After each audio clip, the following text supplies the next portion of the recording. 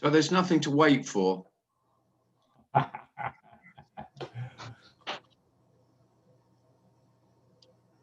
You know, you're sitting there waiting for Tim to speak. But the waiting is it. The waiting is just as much as not waiting. But there isn't anything to come. There isn't anything more or less. There's nowhere, there's nothing to become.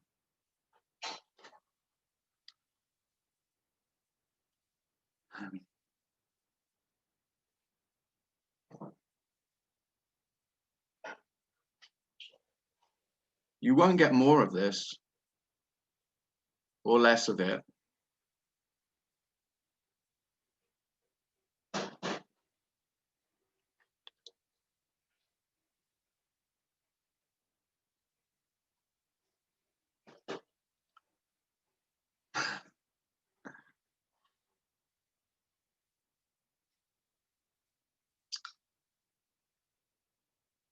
And the reason you've heard talk of peace and rest and love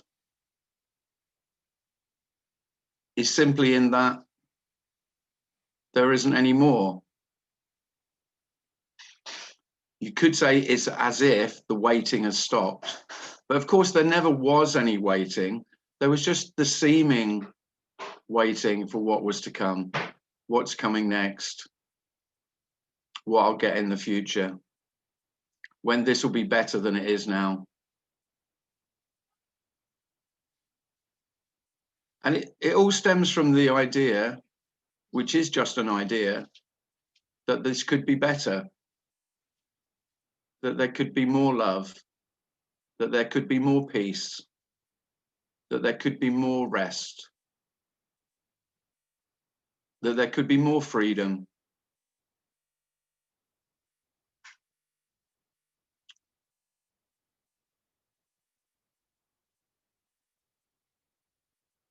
And there simply couldn't. There couldn't be any more.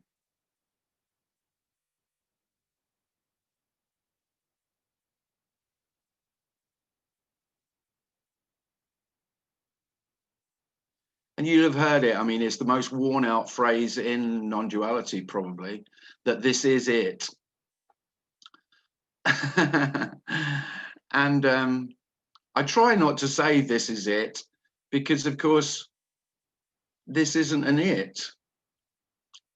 There is no it, because for me, the phrase "this is it" fueled my seeking, because of course, it seemed obvious to Tim when he was looking for it that this wasn't it. And so the one who's saying this is it must have a very different it from the it that I'm having.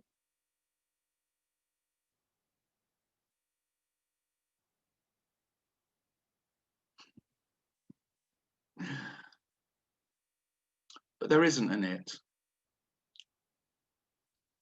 And there isn't a this.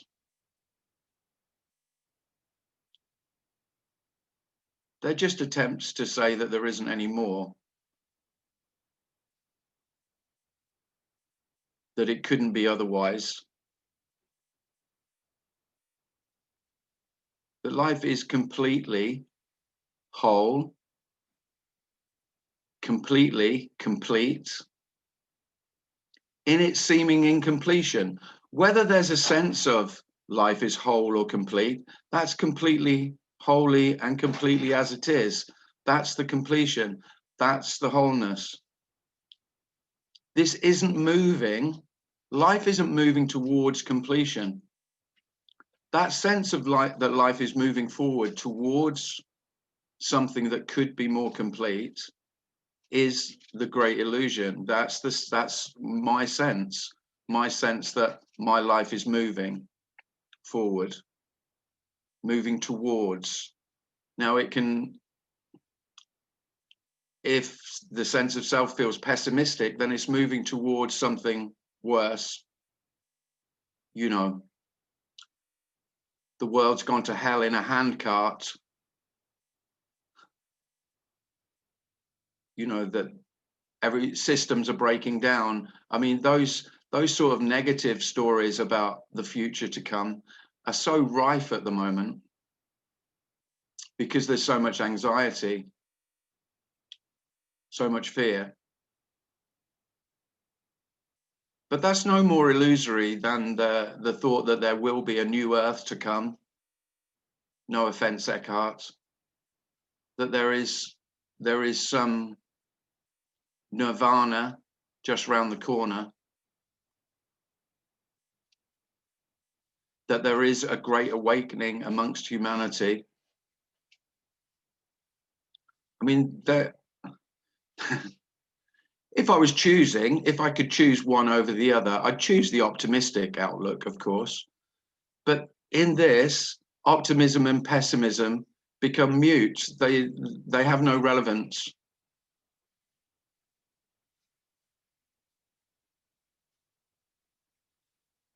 Optimism and pessimism are just different ways of looking at the story.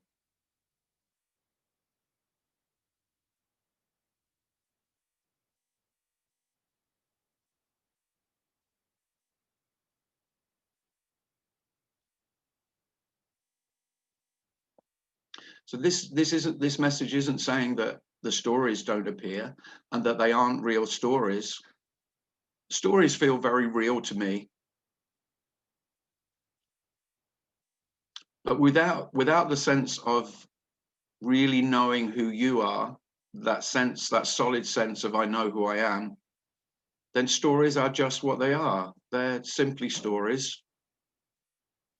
And then they take on a lightness that they could never have for me. The reality is that human beings love telling stories. You could say the problem is taking them to be serious, taking them seriously, taking them to be real. And of course, stories are very divisive because if you like the sound, if the story matches with similar to the story that you've told yourself, then you say they're the real stories. And then of course, the other stories become falsehoods. And in that, there's great conflict. Again, if you believe the story, your own story, to be real, that's inevitable. It couldn't be otherwise. If you really need your story to be true and real,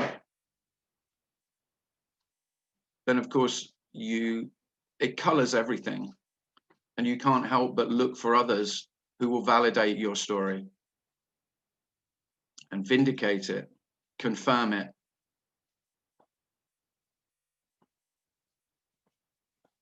And really, when I hear people talking with each other, selves talking to another self, really what they're doing is they're confirming each other's stories and colluding with each other that each other's story is real.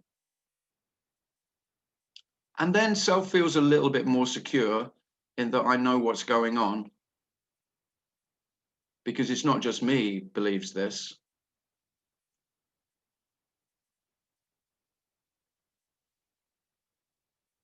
But there really isn't anything going on. Without your story of what's going on, there isn't anything going on in the sense of that it's moving forward, that there's a continuation, that there's continuity. I am is the illusion of continuity. That I was here yesterday, I am here now, and I will be here tomorrow.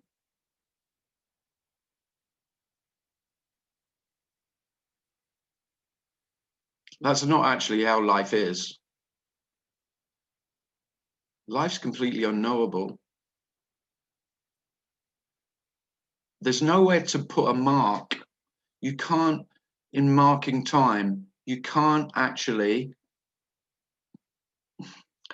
all notions of dividing life on a time scale in linear time is all illusory. It's all made up.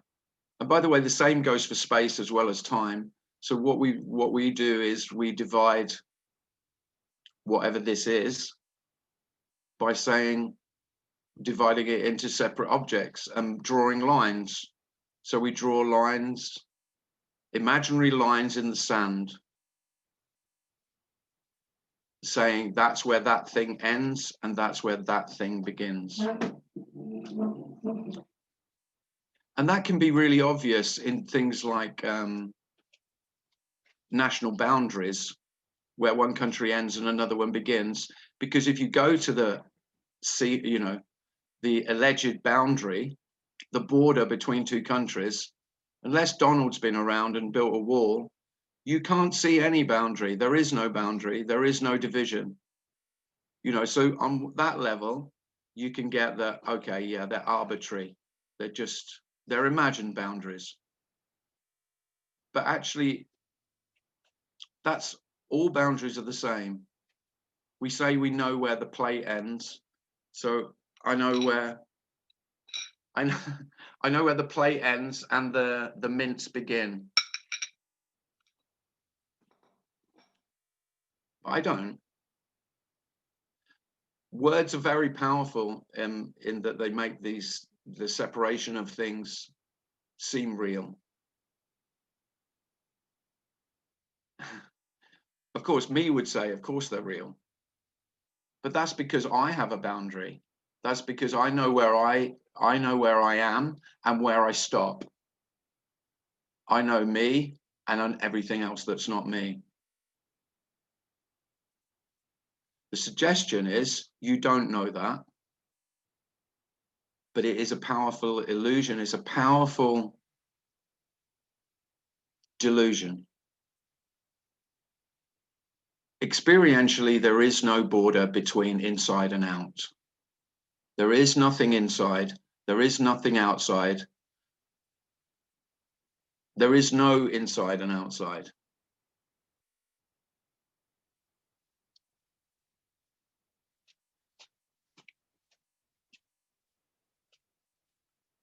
The simplest way you can just, this can be really obvious, is if you try and find where thoughts are. Thoughts are the best clue, you could say. I'm not giving you a practice here, am I? Maybe I am. If you try and locate a thought, you will say thoughts are in your head, but you don't actually. If you try and locate them, that you won't find them. If you say it's just because we've been taught that thoughts are everywhere and nowhere. Thoughts, they do not have a location at all.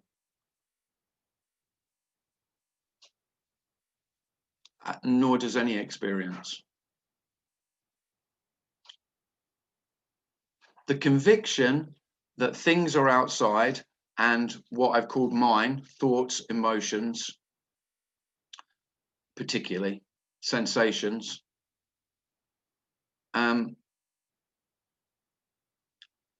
I've made that very real by my own reality, that they are inside me, that they are happening to me. They are, more than they're happening to me, they are actually mine. And because they're mine, then I have power over them. And so I feel that I'm in control. And that is all that self is ever interested in, really, is managing my life so that I feel that I'm in control of it, that I am the manager, I am the driver, I am the doer, I am the chooser. Or self holds that very dear, that I am the chooser, and therefore my life is in my hands. Self-empowerment. Now, I'm not suggesting you give that up. I'm suggesting you can't give that up. That is the very essence of self.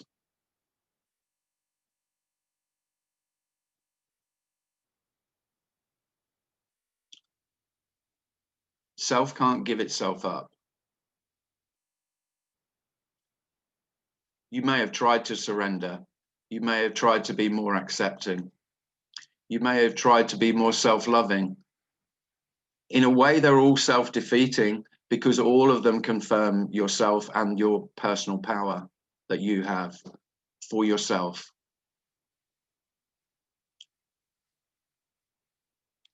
And very paradoxically, all the love is in complete impotence.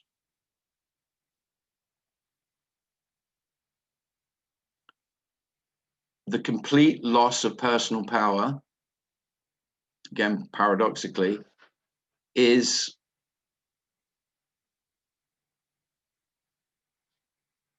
no loss at all. Because there is no one already to have that power. The illusion is that at the moment there's a me. And I've heard this message that apparently life can be pretty damn good if I fuck off and don't pester myself anymore. It can sound really attractive. I can't emphasize enough that's not the message. You can't give yourself up. You can't surrender. You can make attempts at it, and they might seem to have some effect. You could tell a story about how that they have had some benefit. But of course, if surrender is useful and surrender actually worked, well, you're just going to be doing more of that for the rest of your life, aren't you? There's nothing worse for self than something working for yourself. There's actually nothing worse than that, because all it's doing is confirming that, oh, I'm back in control now. Now I've got it. Now I'm on the path. Finally, I've found the way. There is no way. This is not a path. It's not that there are paths and they don't lead to what I'm speaking about. It's that there are no paths and there are no ones who could be on a path. This isn't leading anywhere.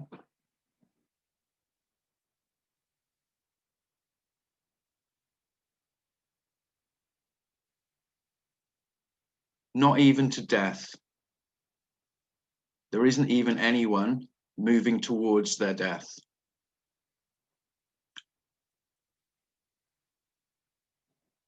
You know, you'd say that's pretty much a given. Okay, yeah, I'm alive now, but I'm going to die sometime. No.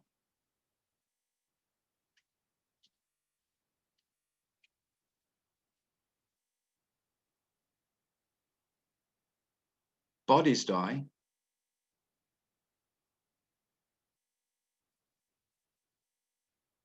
This doesn't die. And this is all there is. This isn't born.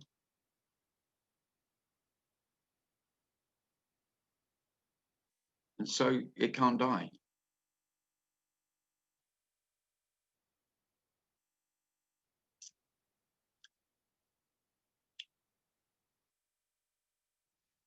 Okay.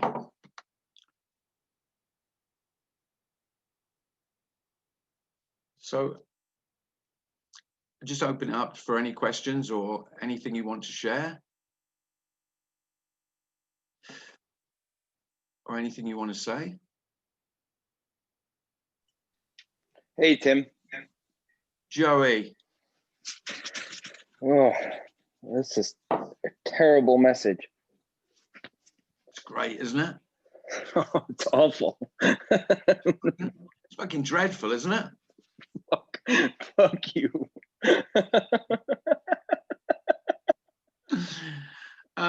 Cheers, Joey. Oh man, it's nothing against you.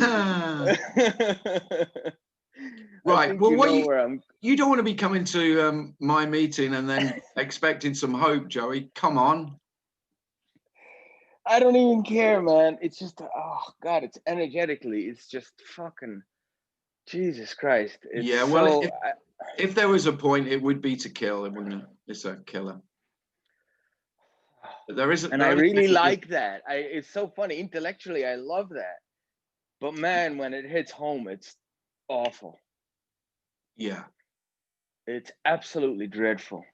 It is so dreadful. Yeah, it really is. Yeah, this is wonderfully dreadful. I've said it. I don't know.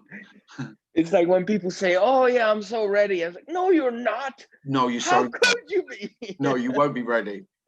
I guarantee you won't be ready. That's the most wonderful news. That is dreadful, of course, because you're trying to get ready. You won't be ready. I mean, it is funny. It is funny because how could you get ready? How could you be ready for what already is? You can't, ready or not, who gives a shit? Yeah, hands are tied behind my back. I got the wide fucking thing over my head.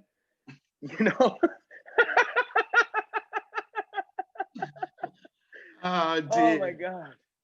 I feel like, and it's the funniest thing because I like it. You mentioned about control, and I oscillate between like extreme control, Yeah, and totally everything is going great. Because the problem is, most things, I don't have big problems in my life, really. I got a business that's going great. yeah, And it's just like it's like in the morning, like today, I was like, oh, everything is going great. And then all of a sudden, some little thing happens, and it's immediately the opposite. Down on the bottom of the tank, yeah, doom and gloom. yeah, Tightness in the chest. I feel like nauseous, thrown up, and it's just like this can't. It's like I have a perspective on what's happening, and it's either very good or it's very bad. yeah. And I know what's going on, but yet I can't stop it. No, you can't, Joy. So there you have it. You can't stop that. That is what's happening. Because of course, both the very, when you feel good and when you feel it, that it's all gone to shit. It's really exactly the same. Yeah, both lies in a way. Both lies. Yeah. Well, you could say lies. Yeah, you could say lies. They're just both stories that Joey's telling himself about life. And of course, life, if it could laugh, it would. Life doesn't laugh. Life doesn't even recognize me and you, Joey. So it doesn't. It couldn't care less. I mean, I can't emphasize this enough, that all the love is in life couldn't give one shit about you. I know. Yeah, it's all. Just pile it on, Tim. Pile it on. Really, I can't emphasize. I mean, I care about you, Joey, and other people care about you. But if you're expecting, I mean, there is a reason that religion has been so popular recently. In the past few millennia, religion's been popular because they've called life God. They've called life God, and they've made pretend. Each self has made pretend that life cares. Yeah, and then they got to deal with God. They behave good. Yeah, exactly. Life cares, and so then I feel reassured. Well, I mean, it just might be very obvious that life isn't interested in you wanting reassurance. It just is as it is. And it's all about that control, because if I'm not going to be there to control it, everything is going to collapse. Yeah, everything is going to collapse. That's me's favorite story of all, because that'll get you right back in line of feeling really anxious, Joey.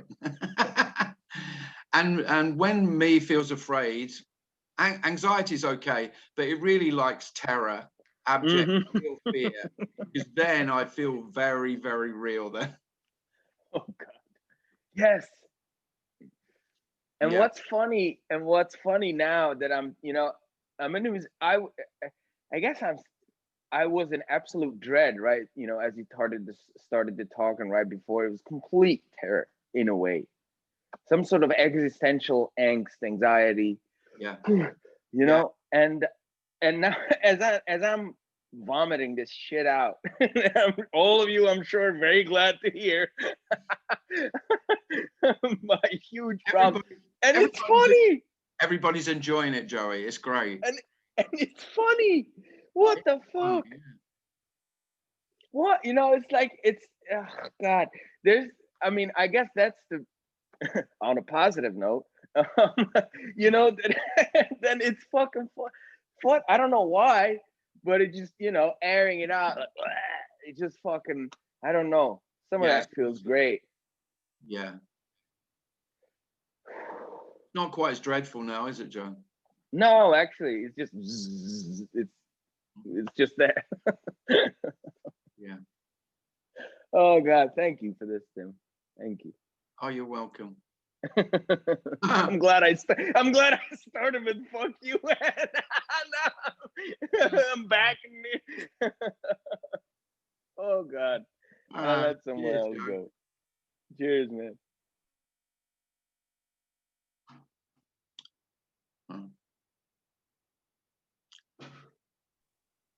Tim. Hi, David. Yeah, just don't know what to say, really. For what it's worth, which of course is absolutely zilch, that introduction is as powerful as I've probably heard, actually. It's not going to change a thing. But no, it made Joey feel really shit, which was good though, and then he feels great now. So I must have hit the spot somewhere. Well, for me, the energy in there was it poleaxed me completely. Do you know? Really, but there was something that which well, sometimes I really feel it. Like, sometimes it feels like okay, there's some people sitting in front of me, and metaphorically, I do want to hit them. I do want to smack them around the face, and I do want to hit them over the head. Yeah. You know the old Zen master thing. When somebody says you got it, I would like nothing more than to have a big stick. Because that is how this feels. This feels like this message is a stick. You think you got somewhere, smack. Yeah. So it's like this, is it? Smack. It's the old, if you see the Buddha, kill him kind of thing. That lovely. Yeah, that kind of thing. But more not really when you see the Buddha, because that's the master thing. I mean, when self says to itself, "Oh, now I'm getting there."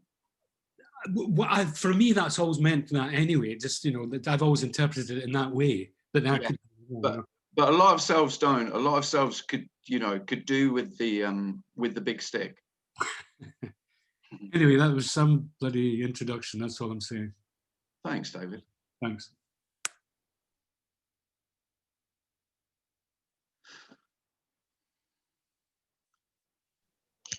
Hi, this is Sarah. Hi, Sarah. Hi, thank you so much for the introduction. Oh, you're welcome. Yeah, I'm quite new to these teachings. Yeah. And I'm interested in knowing more. I have a question. Yeah, go ahead. Are we giving priority to essence over body, feelings, thoughts here or not? Are we giving priority to what? Sorry? To essence. Essence. Ah, okay. Well, over other elements of me as a system. Well, the essence is a lovely idea, Sarah, but there is no essence. Yeah. Or if you want to keep with the idea of essence, it's an empty essence. There you go. But that empty is so whole and full, isn't it? Yes. So my mind find it confusing because I can't touch anything as you speak. That's exactly. Because you speak of inside me, that part is mine and happening to me and my way to self-empowerment. Then you speak again that there is no self. Excuse me, I'm so new to this. Just I'm No. interested in knowing. So when perhaps that was a little bit confusing for you, Sarah, that when I was speaking about the inside, I'm saying that's when you have a concrete sense of I am, of me being real, then of course I do take possession of everything that I say appears inside me, what I've called me, which is inside the body. So I take thoughts to be mine, and I take feelings to be mine. I take doing by this body to be mine. And I mean, that's the majority. I take the seeing to be mine, the hearing to be mine, the tasting to be mine, the smelling to be mine. I possess all of those. That's the illusion. There is no one who has any of those. Now, all those things happen very naturally, but they're not happening for you, to you, or by you. There is no knowing. They're just happenings, and there is no difference between thoughts and what you could say sights, which I'd say, so I can see the cup, and typically it would be that the cup is outside me and the thoughts are inside me, or the thoughts are mine and the cup is other than mine, not me. There is no such division. That's the message. The message is that seeming separation, that seeming great divide between me and everything else, mine and everything that's not mine, is a complete illusion. There is no boundary. There is no separation. There is no division. There is no duality. So the reason this message is usually termed non-duality is that there isn't two, me and other than me. There is only what is. That doesn't mean it's one. It's just not two. There isn't a one to find, because that would be more, that would be me becoming one with everything. And I can't say that's how it is. There isn't, you could say it's whole and complete, but really not in the sense of one great big thing, which is why I wouldn't use the word essence. Because essence, to me, if I use the word essence, I may as well say God or spirit. Yes. What when you describe what you describe God in the minds of a human, actually.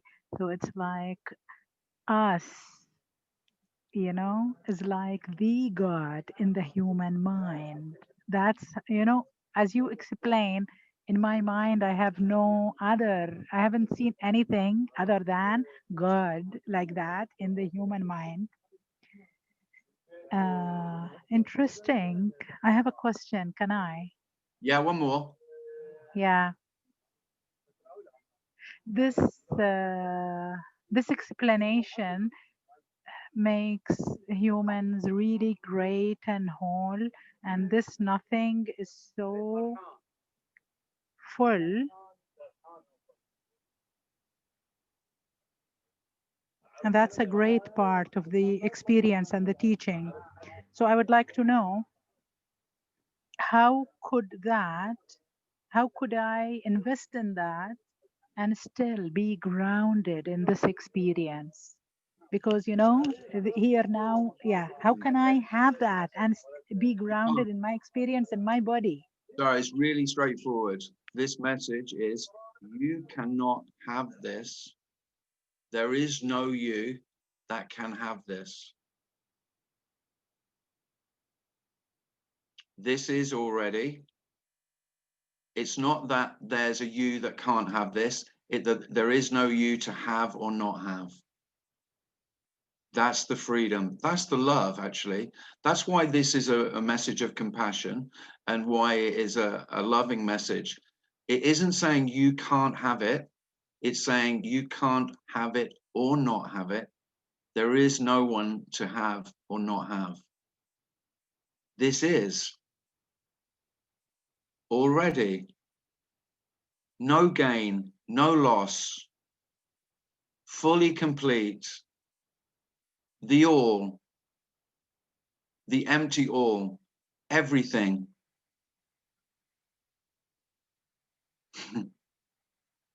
Simply no more. There is no prescription here about how you might move towards this. There is no moving towards or away. It's complete and absolutely whole as it is. Regardless of what you say about it. By the way, if you say it doesn't feel whole and it's not complete, that is the wholeness and the completeness.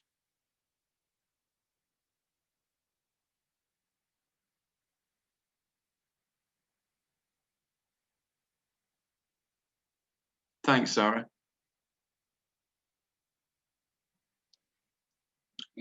Has anyone else got anything they'd like? Can I ask? Can I just have a comment? Who's saying that? That's me. Can you see me? No. It's Rupa. Yes, yeah, Tim. I'm Rupa. Rupa. Hi, Rupa. Oh, thanks for your message today, and you've stayed up late. Thank you. Yes, thank you. I did.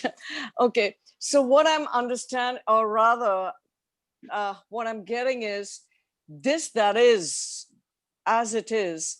It's in spite of me, not because of me. Absolutely. So it doesn't require a me for it to stand as a in presence. No. Well, what this is saying, or the message is that there isn't you to it's not in spite of you, it's regardless of you. It is, you are of no regard, because right. It's not a recognition of your existence as a separate person. It recognizes you as a separate human being, but not as the self that Rupa has taken herself to be. Right, and that is the mighty illusion that is so strongly conditioned. It's very strong. I really, it is strongly conditioned. You're right, but I think it's I think it naturally occurs anyway. I mean, it occurs anyway. Yes, yes. Again, I'm not suggesting that, you know, it's just conditioning. Self forms naturally. When a child is about 18 months to 2 years. Yes. So is this exactly what, it's a paradox, because you can't catch it, you can't hold it. No, absolutely. So you can't land, you can't land in it's not this and it's this, but you can't land in either of them because both of them are paradox. That's really very true. And if you get a sense of that, if this starts, if self starts to feel a little less secure in itself, in its own solidity, I like it that you say that there's about the ground, because it may well feel that the very ground that you've stood on falls away. You actually feel groundless. You may feel that the very ground that, the very real ground that was real for me to stand on, feels unreal. And yet, having said that, Tim, in my experience, or it's again in a my quote unquote, when it falls off, you still go back to find the ground, and that cycle is very natural. Yeah, it does. You can't run away from it. You can't run away from it. You can't. You get away from the body, and then you come back in the body, and that's a cycle that's just happening. Well, irrespective, it's you can't get away. Yeah. Oh, there's no escape. But this isn't about trying to get out of the body or away from the body. Yeah. The body yes, is I know. Yeah. appearing just the same as sights and sounds and feelings, and so this isn't about escaping. It's saying there is no one to escape. There is no one imprisoned, so there's no one to be imprisoned or to be free.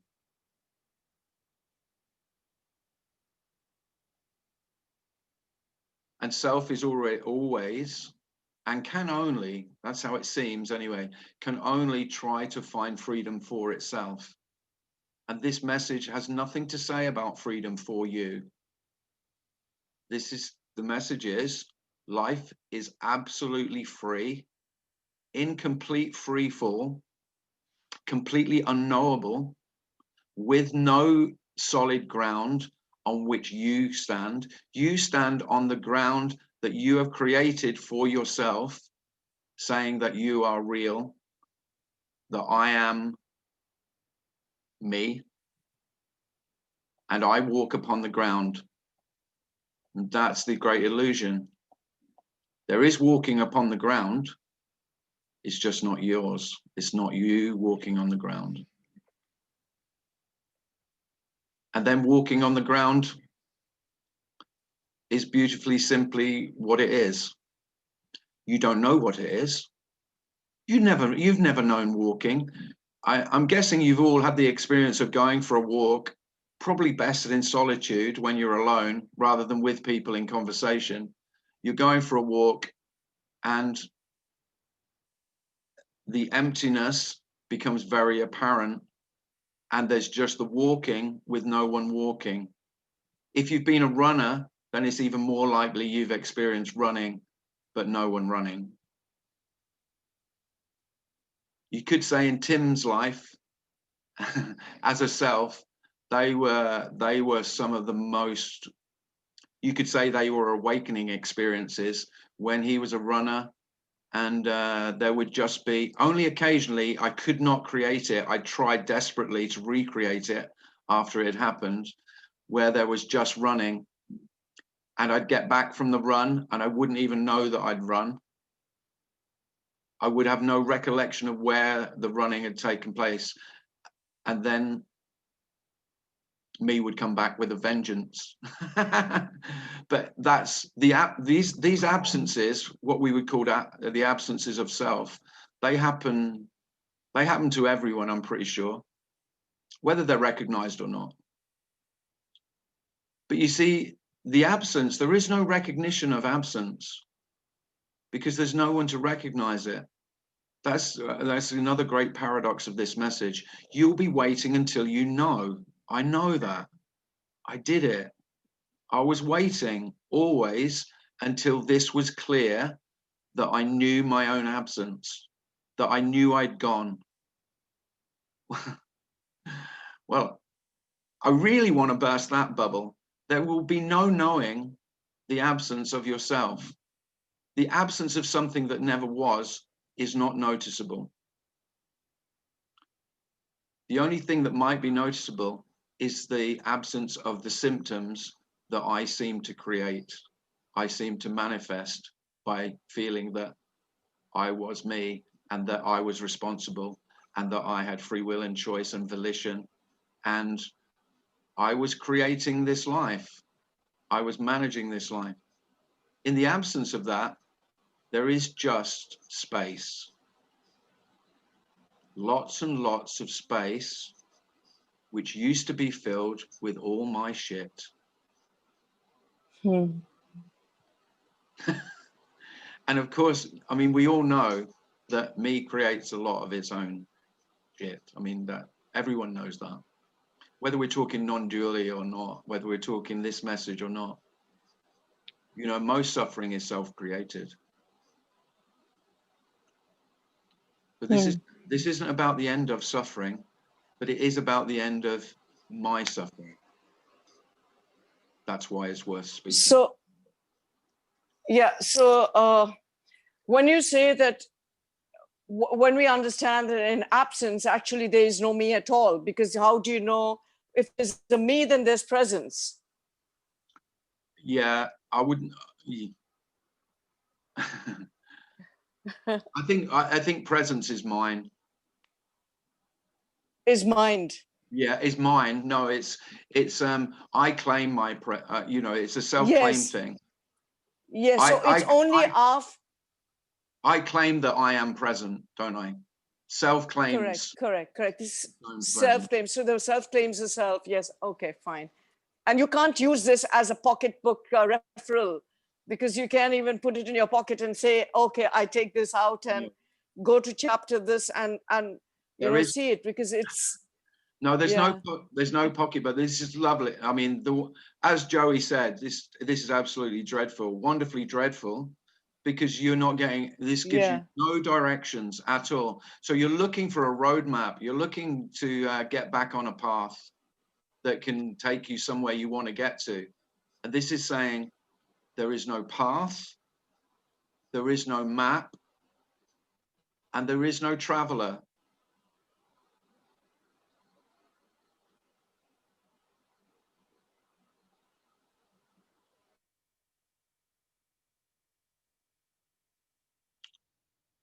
There is no journey.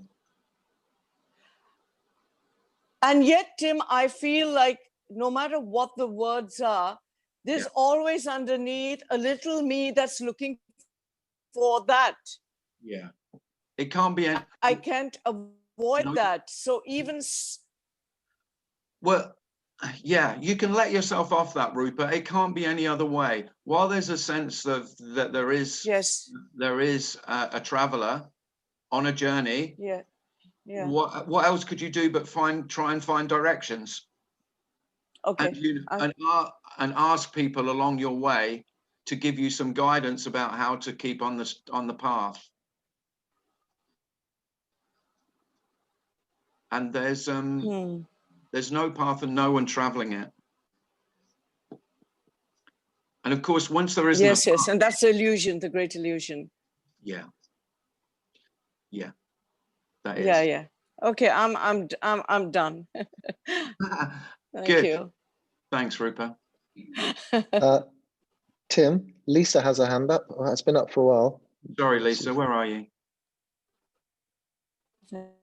Thank you. Hi, Lisa.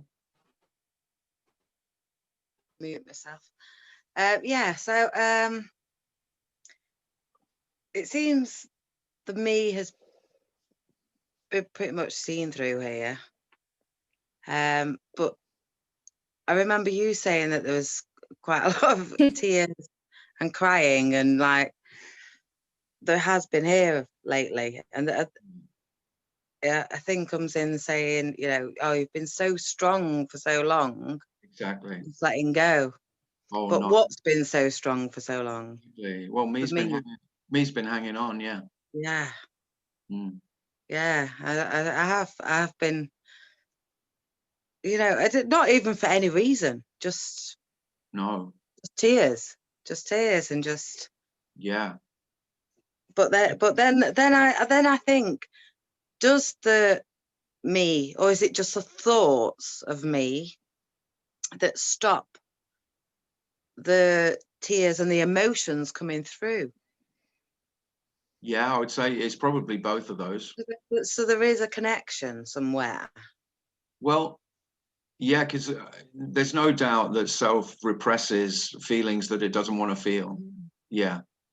So even if me becomes a little bit more transparent, a little less solid, you could say, me doesn't want those emotions to come through. Absolutely. So me doesn't want them. But if there's, then they've just come through, pouring. The self is the resistance to feeling uncomfortable feelings I don't want to feel, especially sadness, especially. Yeah. Well, no, there's been a lot of experiences and instances that have caused that should cause grief or whatever, or upset or sadness, and I've held it back because of being strong. But that's the me, isn't it? That's being strong, not the. Yeah, self is that sense of strength, which is really, it's not strength, it's just resistance. It's just resistance to how the human would naturally respond. Yeah. Yeah, but I just thought it was amazing that I've held this back. Yeah. Not like, no, this has been held back. Yeah. And then it's been seen through it's the thoughts that have held it back. Yeah. It's not me. It's just, and then it's just gushed through, totally gushed through. Oh, it can be really overwhelming. Yeah. And it can feel, I can remember here feeling like the tears wouldn't stop. Yeah. Yeah, that they just keep coming. Because, Because of course, the self is always terrified of that. Well, if the tears were just allowed, they would never stop. Yeah. But of course, that's a scare story that self tells in order to keep the sense of I'm still in control. Yeah. It's like, it does keep the emotions back, doesn't it? It's like, but so there is a relationship between. Yeah, there is seemingly, yeah. Well, it's not the me, it's just thoughts and, I don't know, and body. Yeah. Well, we could debate about what me actually is, what that energetic self sense of separation is. I mean, we could get into long debates about that. But it is more than thoughts, I think, Lisa. It is thoughts, of course. But I think thoughts are what self uses. Self is a bodily felt sense. It's more, it's felt in the body. It's not just a mind thing, this sense of separation. It's a physical, bodily felt sense of separation. And that, you know, I have to look at my job, self's job, my job is to look after myself. And these emotions, they feel like they might kill me, you know, they might be too much. So I have to keep them at bay. I have to keep them in check. No, I've totally let them come through now. I feel like I've just fallen. I feel like I've fallen from the roof to the floor. Right. And it's just spread out. Yeah. It's gone. There's almost a universal. The amount of feelings that have come through this week that have been so suppressed. Yeah. From the me. Yeah, it's almost universal, this sense of falling. Yeah.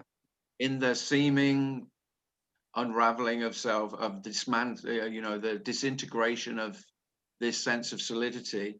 There's almost a universe. Nearly everyone who's felt that has had a sense of free falling, of groundless, of falling is a word that most people have used when they're talking about that.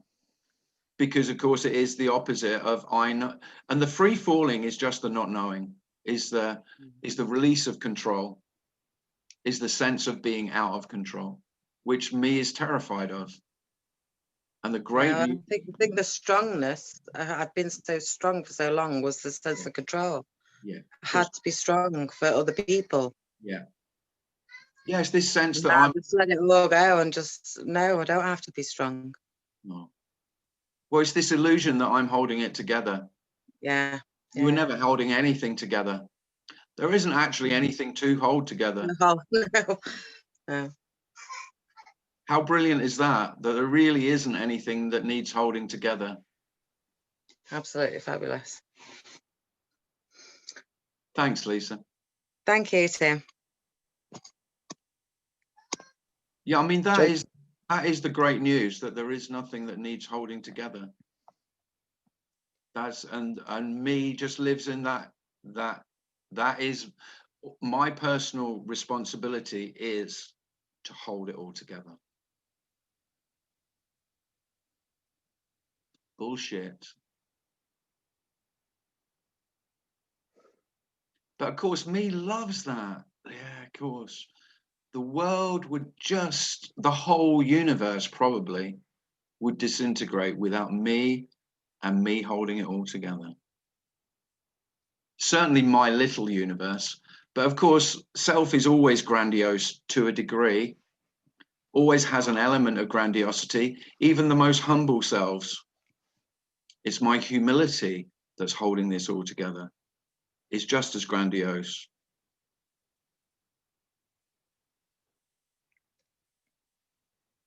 I am the center of the universe. That's what me says. my world revolves around me, does it not? No, it doesn't really. Joseph has his hand up. Joey? Yeah, exactly what you said to me before is that the strategy is terror makes me feel more solid. And I feel like that's the waves that I'm going through, is that it seems like when there's terror, I'm actually in pieces rather than being solid, but it's somehow. But yeah, oh no, it does feel, but the thing is, remember what self's doing, what the energy is doing is saying, look, I'm in pieces, I need to now drag those pieces back together so that I feel okay. And then here's then what I think is like, okay, now if I get to the bottom of this, then I will see how it's all happening, and I'm gonna get to the solution or something. There's a little bit of hope in there somewhere. Yeah, I can see how that could be as well. Yeah. And my other question is about sense of being or presence. You know, Andreas says that what it is even the end of the sense of beingness or aliveness or presence or any of those things. Yeah, I can see why you'd say that. Yeah, but the thing is, you know, words, it really is just not knowing. That's it. So any of those words you could say, well, no, it's not that, it's not that. You could say it's not any of anything we're going to say. It's not any of that. So you could negate everything, but then that gets really, it gets really boring if you negate everything. And I would say, yeah, everything is just being what it is. But to say that there's a sense of that, I couldn't say that either, no.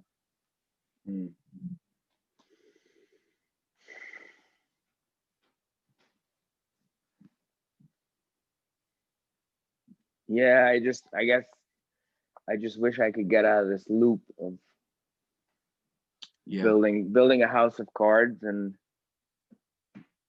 then having them crumble and then being in terror and then building them back up again and then being in terror, you know?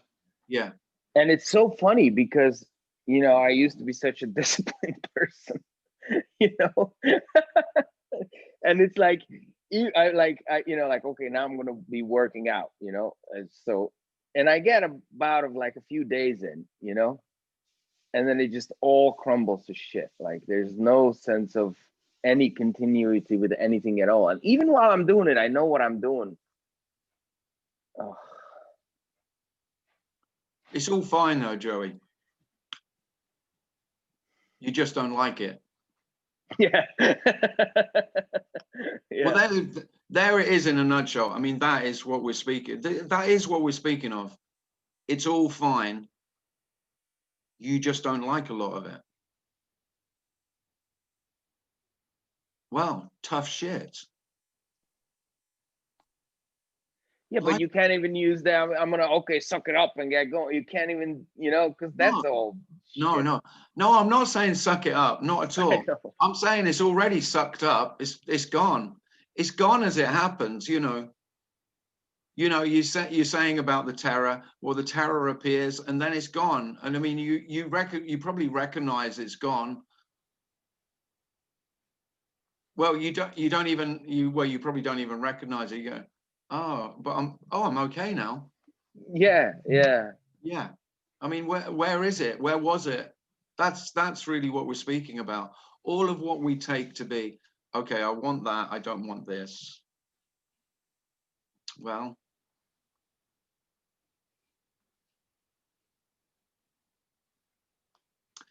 there is a huge difference between, because I'm not saying this is the end of wants. This Tim wants what he likes and doesn't want what he doesn't like, just the same way as ever before, and almost identical. Virtually nothing has changed. So nothing has changed and everything has changed. In terms of character, you would say, about wants and likes and dislikes, preferences, just the same. But there is a massive difference between me not getting what I want and not getting what I want. Me not getting what I want seems serious. That's a serious business. Whereas not getting what you want is, because there's fulfillment attached to it. Exactly. It's gonna bring me closer. It's gonna bring me to some kind of fulfillment. Exactly. Whereas this is the not getting what you want is equally as full as getting what you want. There's nothing to fill up. There you go. I always needed filling up because essentially I was trying to fill this emptiness. Well, this emptiness won't be filled. This emptiness, which we're calling life, is completely empty and absolutely full. There couldn't be any more. There is no filling.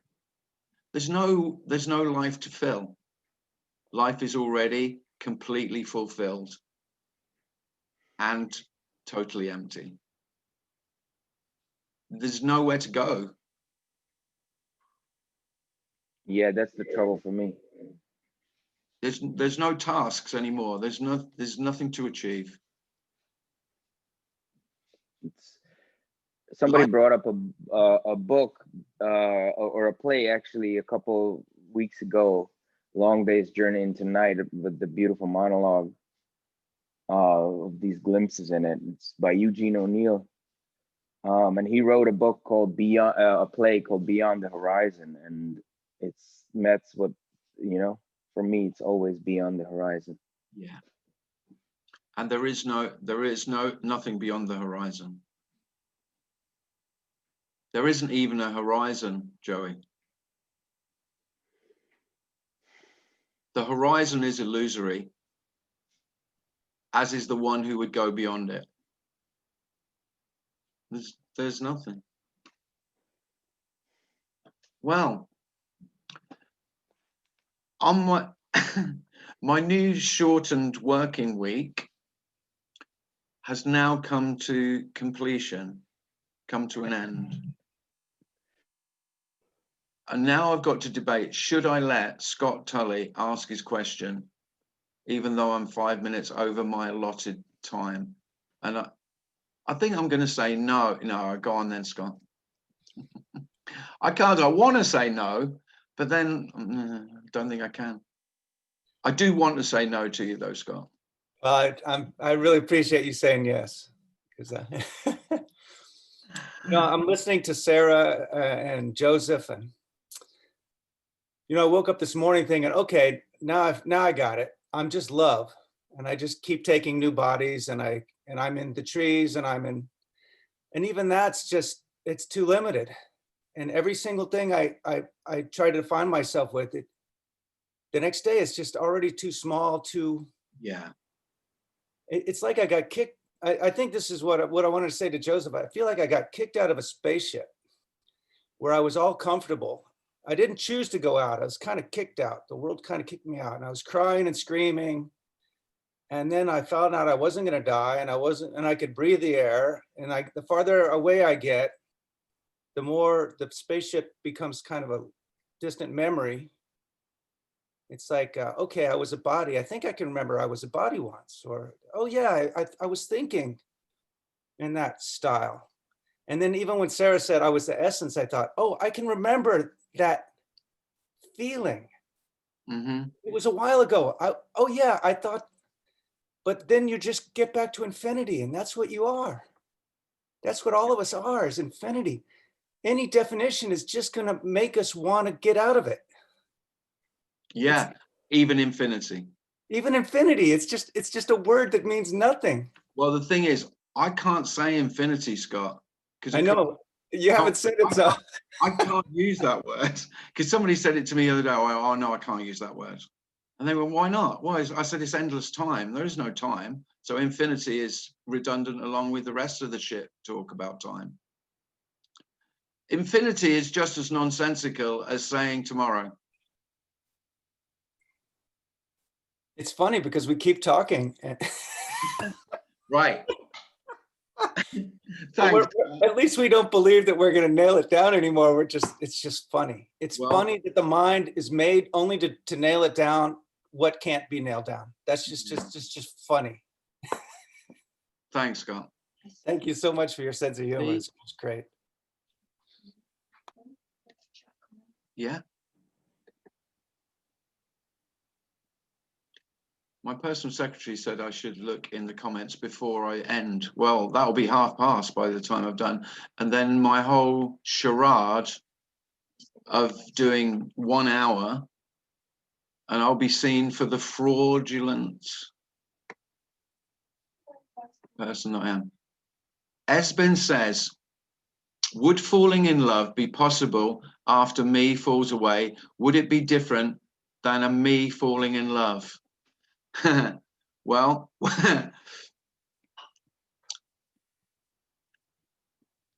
there are no possibilities, Esben, but falling in love, yeah. Well, are we talking about? Infatuation with that? Yeah, of course. That's very natural, isn't it? If you meet a human being and you are sexually attracted to them, that was never your falling in love in the first place. That's what you called it, and you said it was yours, and then you tried to make them, that other me, you know, the other half of you, or to complete you. So the difference would be, I'm guessing, the falling in love in terms of infatuation, just the same. This is only guesswork, all hypothetical. But the the difference would be, there would be no possibility of that other human being being the one who would bring completion and make your life whole. Because of course, that is the ultimate fairy story. It is the fairy story, isn't it? The one who will complete me. Well, there isn't a one that would complete you, and there isn't a one to be completed. Now that's the love story. It's not the one you were told. It's not the one you want to hear. But the love is that this emptiness is already fully complete,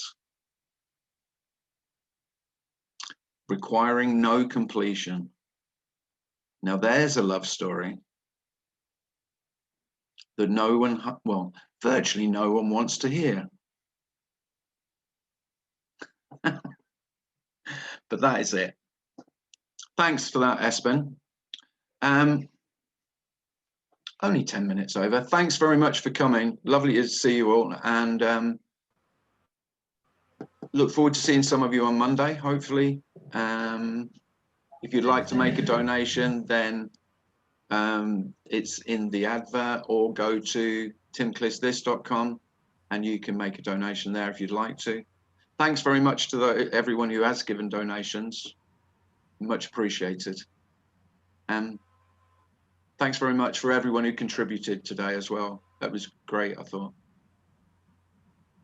Thanks a lot. Thanks, Tim. Thanks, Tim. Thank you. Thank you. Bye-bye. Bye. You, Tim. Bye-bye. Bye. Bye. Bye. Thanks, Tim. Bye. Thank Cheers. you. Bye.